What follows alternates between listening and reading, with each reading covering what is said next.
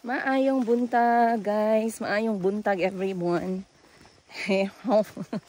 Yung boses mo na bed boys. Kakagising lang. Time check. Mag-aalas 7 ng umaga. At dala ko na ang aking bag.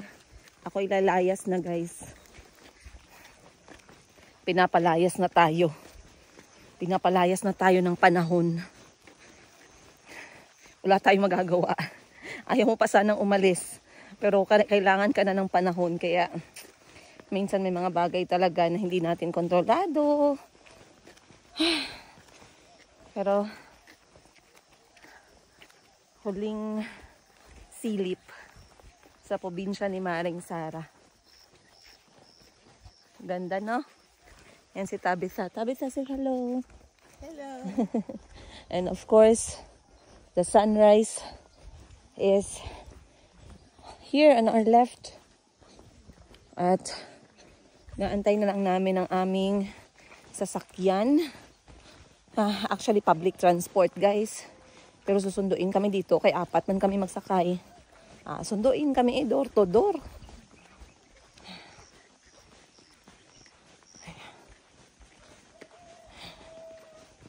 Papa already went to the garden. Ayan. Ayan. Ouch. That was heavy. Guys, yan nyo, guys. Pintik. Pintik sa kanto ng Jensan. Ginagamit nila to para manghuli ng ibon. Pag walang-wala talaga. Pag walang-wala talaga.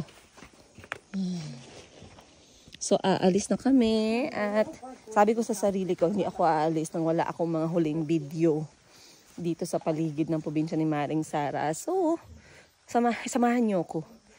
Okay. Dito sa harapan ng compound nila, merong 2 orange na puno. Isa, pero hindi pa siya ready. So, ang orange nila dito, hindi yung USA or UK na orange, kundi African orange.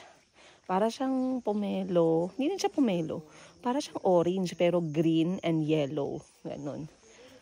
Then, ang ano niya, ang juice niya, parang yellowish. Wow.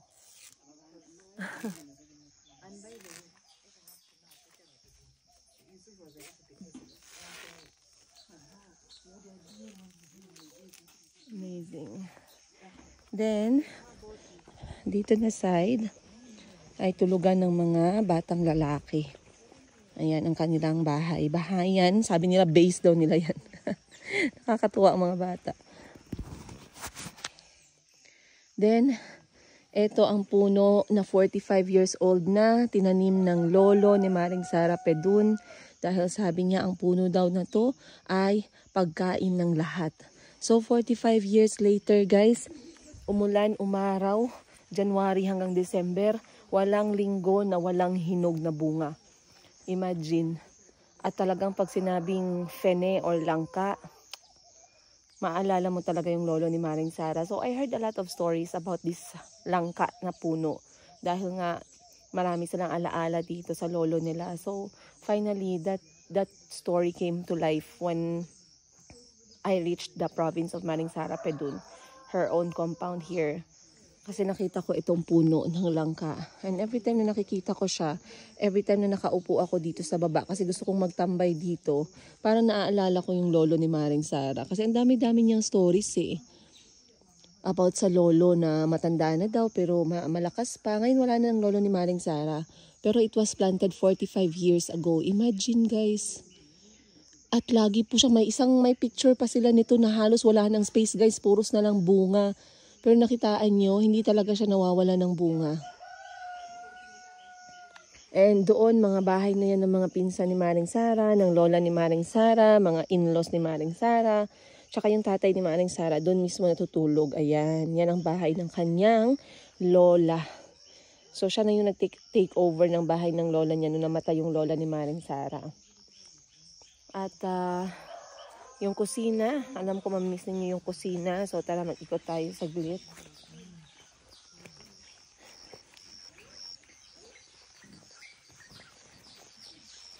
Ang kusina ay andito. Ito yung bahay ng manok. Yan ang imbakan nila ng soya. So, itong kwarto na to, specific lang talaga siya para imbakan ng soya. Ayan. So, habang inaantay siya na matuyo, dito muna siya ilalagay. So, yan lahat guys ay soya beans or soya peas. Ayan. Ang mga manok nasa loob. Manok, manok. Ayan sila guys. Andun sila lahat sa loob. For sure madaming itlog yan. Ayan mga kambing. Ayan ang mga kambing. So mamaya ilalabas na sila para kumain. At of course, ang ating kusina, kung saan ginawa lahat ng pagkain natin, guys. Oh, maaga pa kasi nagluto si Tabitha. Nagluto siya ng aming tsaa. Tsaa ang aming ininom kasi nga maaga pa yung biyahe namin. Mas maganda pag medyo mainit yung aming sikmura.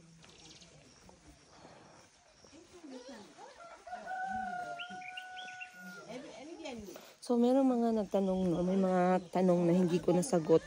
Kasi maraming mga tanong sa Facebook na hindi ko agad nasagot sa sobrang dami. Pero may mga nagtanong sa inyo kung paano yung libing dito. And speaking of libing, dito nakaburol ang katawan ng lola, mga lola ni Maring Sara. Kasi 3 yung asawa ng lolo niya. So, 2 lola niya, wala na. So, isang lola niya nandito, nakaburol. Tinanong ko yung tatay ni Maring Sara kagabi kung ano yung kanilang mga burial practices. So, sabi ng tatay ni Maring Sara, galing sa hospital dito sa probinsya ha, or kahit saan naman daw, widely practice. Galing, kapag namatay yung kanilang pamilya, pagkadala sa hospital, pag galing sa hospital, dadalhin muna sa bahay para ma-inform ang family, makapagpaalam ang immediate family. Pagkatapos na same day na yan, dadalhin yung katawan sa mortuary para lilinisan, iti-treat para hindi mangamoy. Pagkatapos nilang gawin yun, ibabalik nila yung katawan dito sa tahanan ng namatay. And then, magkakaroon ng 3 araw na lamay. Sa 3 araw na lamay na yan, 3 araw ba? Or the next day? Yeah, sa 3 araw na lamay na yan ay magkakaroon ng kainan, magkakaroon sila ng malaking bonfire kasi dito sa probinsya wala namang kuryente. So pag nasa probinsya, bonfire ang panglaban nila. Sa mga gabi na naglalamay sila. And then all those nights will just be stories about that person who passed. Of course, bonding with the rest of the family members and also eating. Kasi dapat daw kapag mga ganun may mga lamay, talagang yung pagkain, madami, unlimited. So, yung bonfire ginagawa nila dahil walang tulugan. So, para maiwasan yung lamig at maiwasan yung antok, gumagawa silang napakalaking bonfire and people just stay there hanggang sa araw na ililibing na. Pagkalibing naman nung nasawi, pwede yung iba, pwede silang magstay muna, pero yung iba umuwi na talaga. So, ganun yung kanilang practices dito kapag merong mga namamatay. Ayan. Ano pa ba yung mga tanong na hindi ko pa nasagot? Yung kanilang, tawag nito, yung kanilang,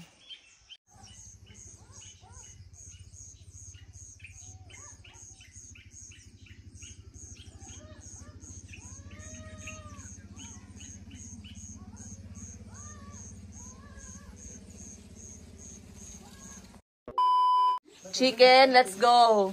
Go home. So our ride guys has arrived. We are now leaving the village. Bye-bye. Bye-bye. Bye-bye. Bye-bye. Where's Papa? Papa's in the garden. Oh, Papa left us in the garden. Guys, alis na kami guys, pero makalimutan na namin lahat. Wag lang itong manok na binigay sa akin kasi akin yan. Tawa sila ng tawa kasi ang lahat nabibisi sa bag nila. Ako nabibisi sa manok na dapat huwag makalimutan. So dadalhin ko na itong manok na to. At kami aalis na. Wala daw ang papa ni Maring Sara. Ang uncle naman ni Maring Sara na una nakahapon nagbiyahe sa pinaka-town center nila. Ang tatay ni Maring Sara pumunta na sa taniman para magtanim. Feeling ko ayaw niya lang magpaalam sa amin. Kasi malulungkot daw siya, sabi niya, at matahimik na daw dito kung wala kami. So aalis na ako guys. I'll see you guys today. Titingnan natin itong biyahe natin kung anong oras tayo makakalabas ng probinsya. Kasi right now, alas 7, hindi ko lang alam kung aalis ba kami agad or mag-aantay pa kami dun sa kanilang town center ng pasahero. So, paalam muna guys. I'll see you. Ayan na yung aming sasakyan.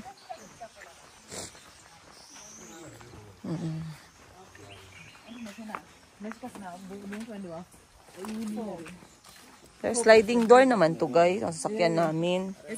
Oh, sliding door. Dito kami ni Maring Sara sa harap. Our seat, VIP. VIP seat. Then say hello to uncle and then tata. You need to come and say bye-bye. Okay, yeah, I want to say bye-bye.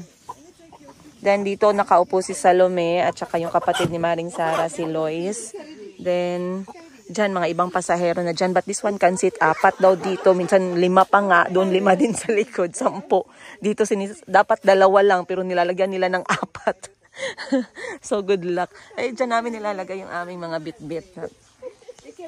So ito aming sasakyan guys. Pabalik sa pinaka-sentro ng probinsya nila.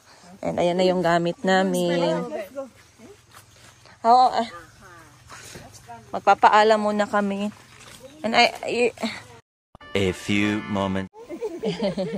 Nagpaalam na kami guys sa lola ni Maring Sara. Gusto ko magpaalam sa tatay niya pero wala yung tatay ni Maring Sara. Pero nagpasalamat ako kagabi kasi may feeling ako na hindi niya kami ibababay ngayon. So nagpasalamat ako kagabi sa kay Papa sa pag-asikaso niya sa amin at pagtanggap niya sa amin dito sa probinsya.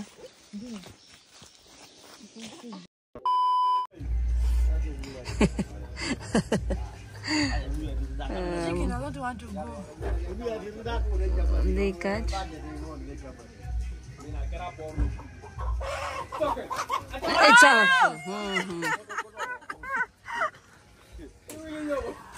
Oh my God!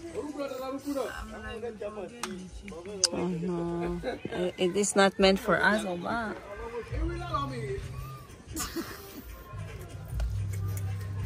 Binigyan kami ng manok.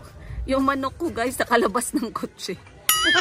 Natanggal ang tali sa paa. Ngayon, ang driver wala dito kay ginadakip niya yung manok ko. Hindi ko mahabol yung manok guys. Ang laki nitong town. Pag hindi talaga para sa'yo, hindi talaga para sa'yo. Kahit talian mo pa yan. Eh, they got my chicken. Woo-hoo! They got my chicken. So, para sa akin yung manok. It's meant to be. Because now they got it.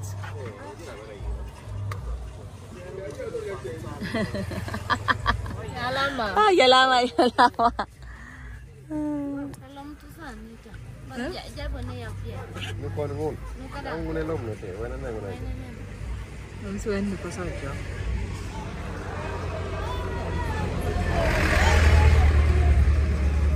So, andito na kami sa kanilang town center, guys. Ibig sabihin, mag-aantay pa kami ng ibang pasahero kasi hindi pa kami umaalis.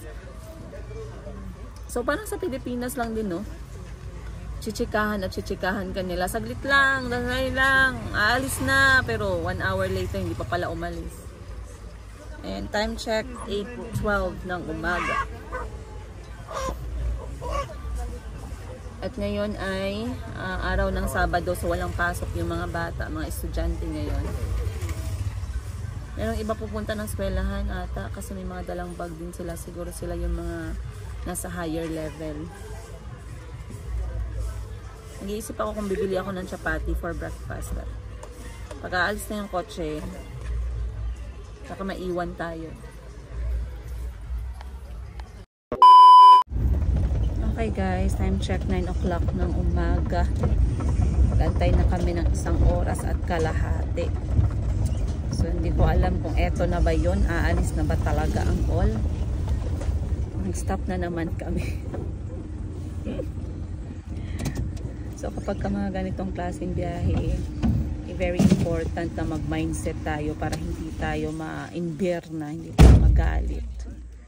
So dapat nag-mindset tayo na hindi lang tayo yung pasahero, minsan magtatagal talaga, minsan may aberya, minsan alikabok, mainit. So para hindi ka masira yung araw mo, mag-mindset ka na para yung pasensya mo ba. Pero at least meron tayong sikat ng araw ngayon. Feeling ko ang hirap pag umuulan. So andito pa rin kami, paikot-ikot lang, parang si X. Hindi lang pala si X, paikot-ikot. Aw! Grabe naman si Kuya, hindi marunong mag-excuse me.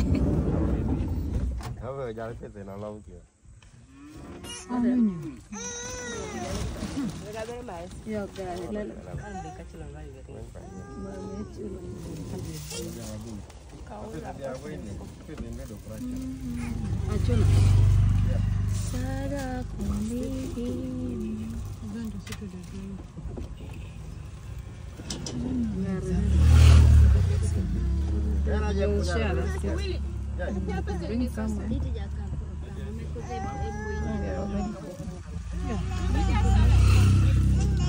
Puno naman pala guys. Ito yung aming surroundings ngayon. Weather check, mainit. Sikat ang araw, clear ang sky, malamig ang hangin. Hindi ako nag-jacket kasi maalikabok masyado. Ayoko maglaban ng jacket ngayong araw. So, pagdating ko mamaya sa bahay nila Maring Sara dun sa pinaka-town, doon na lang ako maliligo. Okay, larga bola. Puno na kami.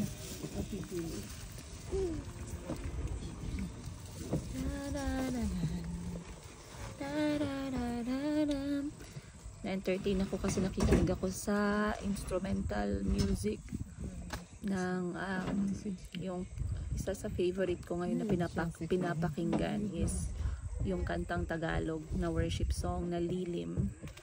I came across this song I believe 2 months back, and then I cannot stop playing it sa kotse, papunta ng trabaho, pauwi ng bahay, kapag wala akong ginagawa. And now I have instrumental video. So yun yung piniplay ko kapag medyo, siguro nagtataka kayo guys, no? What I do on the time na hindi ako busy. Maybe one day I'll show you kung ano yung aking personal choice of activity, kung ako lang or para sa sarili ko lang. I'm going to share that with you. But for now, we are going to wait. At least I know na yung manok ko ay nakapasok na sa sasakyan. Okay. So ngayon 4 na kami sa front seat. Ganito dito guys. Hanggat sa may space pa para sa isang puwet. Pasok!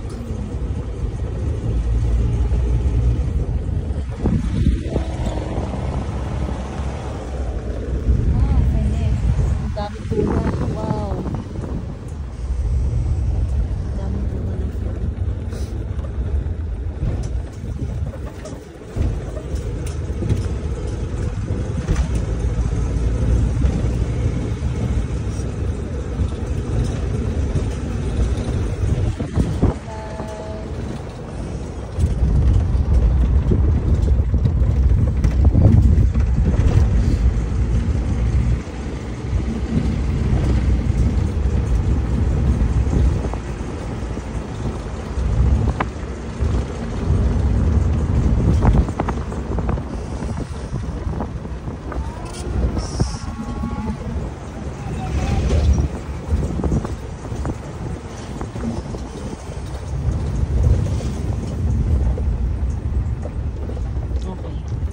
So I believe diretso-diretso na kami guys dahil puno na talaga yung aming sasakyan. So overall, nag-antay kami ng mga 2 oras sarado. Simula nung sumito kami sa bahay ng alas 7, alas 9 na. Ako hindi ko masyado naramdaman. Hindi ako napag-daan na naka-mindset ako. So napapunta kami dito. Sobrang matagal dito pag-intay natin. Pinaka-expect na mataas. So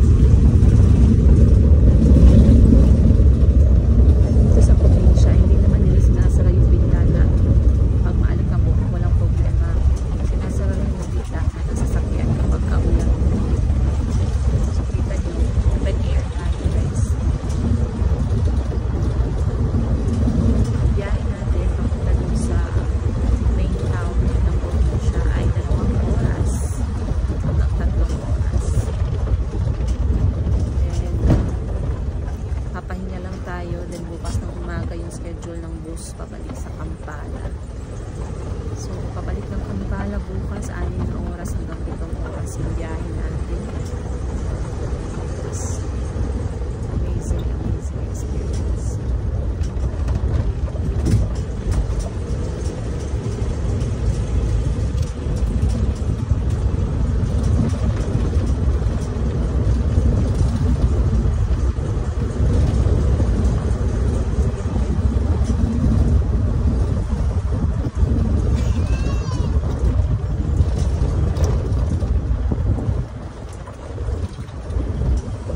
Eternity later. Alright guys, finally naabot na namin ang sentro ng probinsya ng Soroti. So yun, i-door to door na lang kami nitong aming sasakyan kasi 4 naman kami, magdadagdag lang kami ng konting pamasahe. But time check is almost 11 o'clock na umaga. That means alas 7 kami sinundo, 4 na oras kami nagbiyahe. Kasama na yung tambay in transit. Parang airplane. So ngayon naladaanan na natin ang puno ng mga sampalok. And papunta na tayo sa bahay ng auntie at uncle ni Maring Sara dito mismo sa syudad ng Soroti or sa taon ng Soroti.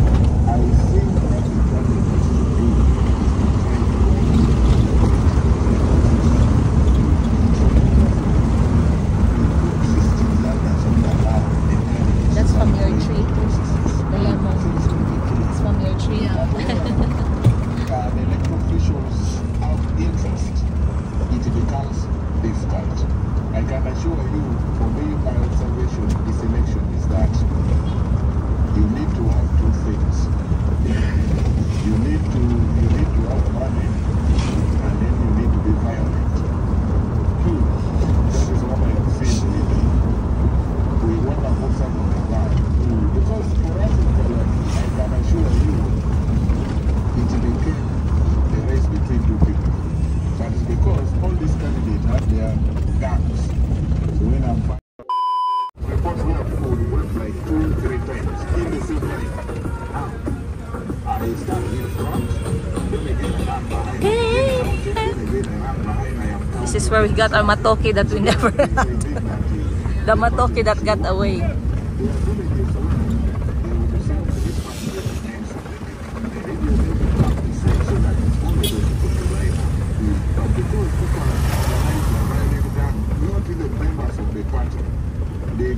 You got all the plants you wanted, the seeds. Everyone should vote. But ideally, I would even say even in the national elections, if it was possible, people would line up. Because what we now see is so much. Guys, it's not like we want to be open, but the door doesn't open right inside. He's a gentleman. You might think we are like princess, royalties. I can't open from the inside. Welcome back. Thank you. Welcome back. Happy to see you again. Welcome back, Salome.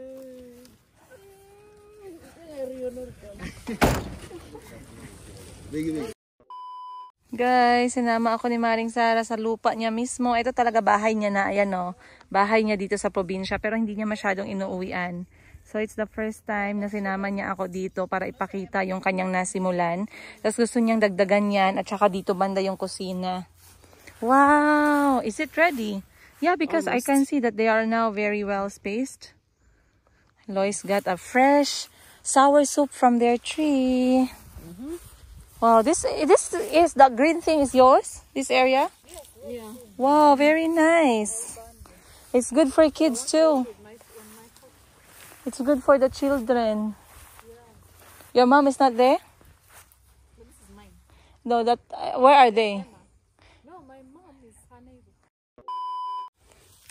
Until where? Only this green grass. You see where the plant is? Yeah. The boundary, where is How did you put all this grass? you take, then you plant this.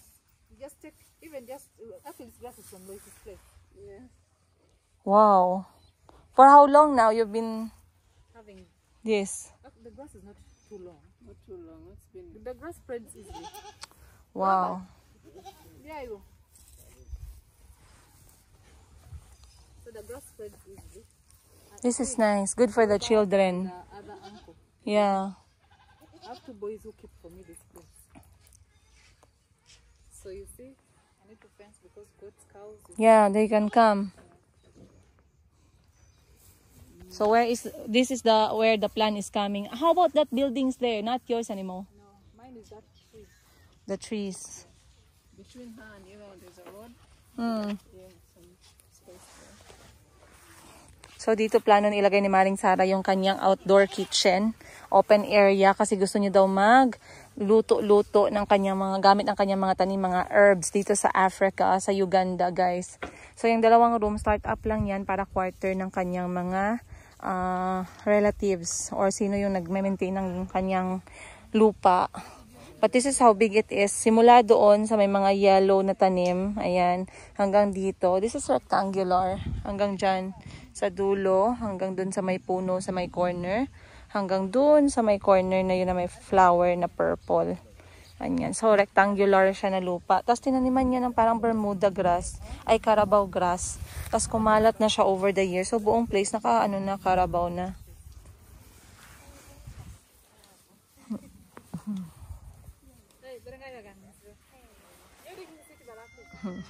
Tumatawa ako kasi sabi niya sa akin, dati kasi ito kwento niya lang talaga to, guys. Hindi ko siya nakikita talaga, hindi ko ma-vision. Though meron akong imagination about the place, pero iba talaga pag nakita at napuntahan mo. And right now, I'm just here, seated sa ground property ni Maring Sara. Imagine, located at Soroti, the province of Soroti, sa east of Uganda, guys. Sobrang layo from the main city center, Kampala. This is like 6 hours to 7 hours away from Kampala. The weather is amazing. It's clear. It's not hot. It's windy, but it's not very cold compared sa umaga. And this is how it looks like right now. So, chinek niya lang yung kanyang caretaker. Then, bigyan ko kayo ng good zoom sa kanyang pinatayong 2 kwarto. So, meron nakatira dyan yung mga caretaker. Then, may toilet dun sa gilid. So, again, ito na yung pinaka-town ng probinsya, ha. Wala na tayo sa deep village ngayon. So, ganyan na yung itsura niya. Ayan, nag-iikot lang si Maring Sara. Kasi meron siyang plano about this whole place. At sabi niya sa akin, kapag natapos na tong lugar na to, once in a while talagang pupuntahan niya. Kasi she really wants to share more to you guys about Uganda and of course her culture, being an Ateso in Ateso tribe in general. And of course, if you want to see more, you can visit them, these sisters, guys. They are my friends. Maring Sara Pedun, of course, solid friend ko yan, kumare ko forever. And her sister also became my friend, Miss Lois Acqui. Follow them both in their YouTube channel if you want to see more of their very interesting, valuable contents about Uganda in general.